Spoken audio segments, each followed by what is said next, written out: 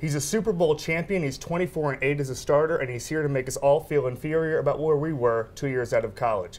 Russell Wilson, thanks for joining us. Thank you, man. Thanks for having me. So, first of all, what do you do after winning the Super Bowl? You know, it's been 3 weeks. Do you sit in Pioneer Square high-fiving people? Do you go to Tahiti? What is it you do directly after? You know, directly after, I did the Letterman show on Monday night and then flew back to Seattle, got back to Seattle and just enjoyed it, enjoyed the city. It's the first time ever, you know, that the Seattle Seahawks have won, you know, a Super Bowl in franchise history. So to be the first one, to be the first quarterback to ever do it too, it's a pretty special moment. And having the parade that we had, about 1 million some people, crazy fans, 12th man fans. So I've just been enjoying the city. It's my first time actually leaving the city since the Super Bowl. So I'm back in New York now and having a good time.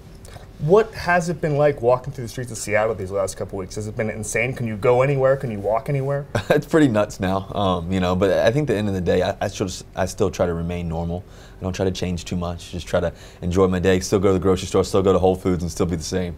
Switching gears a little bit, we're in the midst of the NFL Combine. You were there 2 years ago. They determined you were the 75th best player in the NFL at that point. You just beat Peyton Manning, so I think you're feeling a little better than that.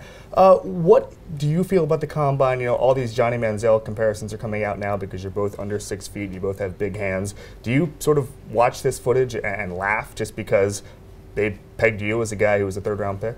Well, I think at the end of the day, it comes down to being a great football player, and then at the end of the day, too, as well, is to be a great quarterback, you have to have great leadership, have to have great attention to detail, and relentless competitive nature. And if you can bring those things, 3 things to the table, the sky's the limit. And so for me, I just try to bring those every day and be consistent with my approach and enjoy the day and treat every day as a new beginning. Every day is the first day I've ever done it. And the same, when I look at that same play, no matter what the play call is, I try to treat that play as the first time I've ever learned it. And that's my goal, is to be on a constant quest for knowledge and continue to grow and learn. What have you seen out of Manziel as a prospect, and do you think those comparisons are apt, or is that just they see the measurements and they just sort of draw a line between you two? He's got great ability. I love watching him play. He's got great escapability and can make some really cool throws, and he runs well and he's quick, and so it would be great to see him play in the National Football League. I'm rooting for him, and hopefully he does a great job. Let's talk about your contract. A lot of people talk about it. You make less at this point than the team's long snapper. That's just sort of a byproduct of the collective bargaining agreement.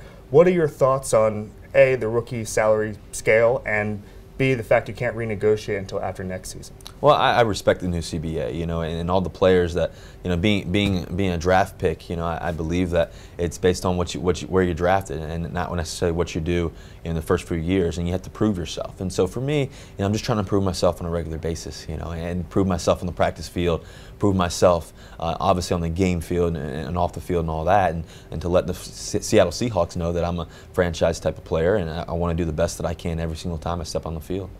The model that the Seahawks have built sort of is getting a lot of defensive linemen, a lot of guys with that extra cash they're not spending $20 million on a quarterback with. Do you think when it comes time to get to the negotiating table, they'll want to pay you like a Stafford or a Rodgers, knowing that they got so many extra pieces without paying a quarterback?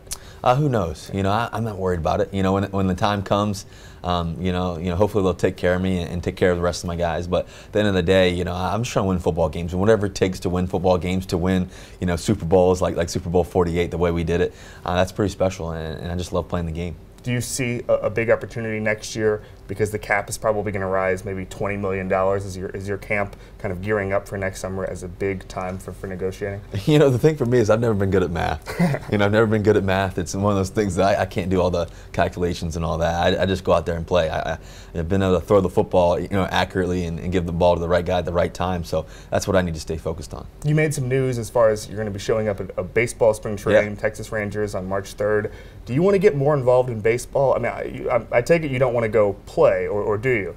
I'll show up, I'll have my jersey on, and I may steal a base or something, but, for me, it's being around the organization, being around the Texas Rangers organization. The GM, John Daniels, he gave me a great opportunity, traded for me, drafted me, and so it's going to be a great opportunity just to be around those guys in that organization, a first-class organization, to go down there, spend time with them and talk to them, try to motivate them in any way possible. But for me, I want to be an owner of a team one day, whether it's baseball or football, and maybe even both. So, for me, I'd love to get around as many people as I can, because I think at the end of the day, I want to learn as much as I can, so that way, in my future, down the road, after playing 20 years, hopefully for the Seahawks, that I could do that.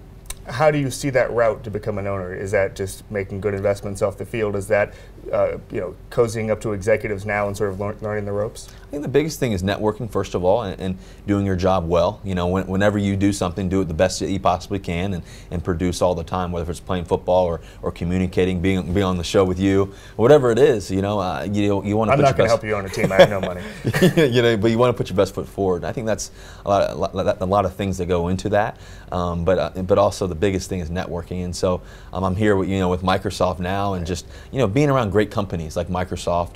I've been playing with their Surface and doing a lot of different things, and so for me, just trying to be around the right companies. Do you have a good relationship with Paul Allen? Yeah, I have a great relationship with him. He loves music. I love music. He actually, we've been exchanging, Frank Sinatra albums a little bit, just talking. He loves Frank Sinatra, and I love listening to music. So he's just a great human being, first of all, and he does a lot of great things for the community, obviously, and for the world. Just to have him as our owner, who's so supportive of our team and what we do in Seattle. Would you like to own the Seahawks one day? Maybe he'll pass it to me one day. Who knows? Obviously I love the city, and the Seattle Seahawks mean a lot to me. Yeah. Let's talk about the technology in sports. You were saying you have a deal with Microsoft now. You'll be using it on the sideline soon.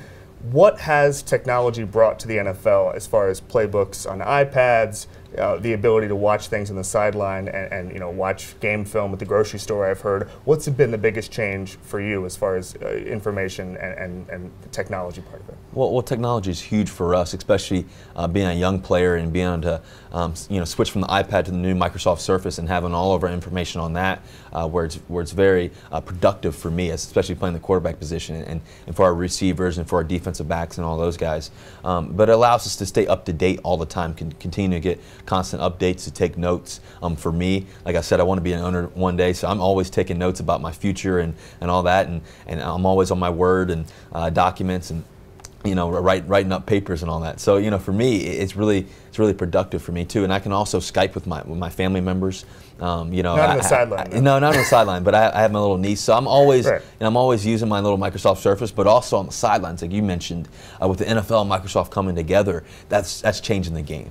And that's what we want to be about, me personally, but also Microsoft and the Microsoft Surface tablet, and to be able to look at all the third downs and the red zone plays and go to the next one, the next possession. That's going to change the game for me, personally, being a young guy who just turned 25 and only my second year in the NFL. Where does that show up on the field? Is that you can just read defenses better? Is that knowing defensive backs' tendencies a little bit better? Yeah, that's learning tendencies. That's learning situational football. To be a great quarterback, you have to really know situational football and be smart with the football. And so just understanding what the defense is trying to do and trying to look at the statistics and try to figure out as much as you possibly can about it.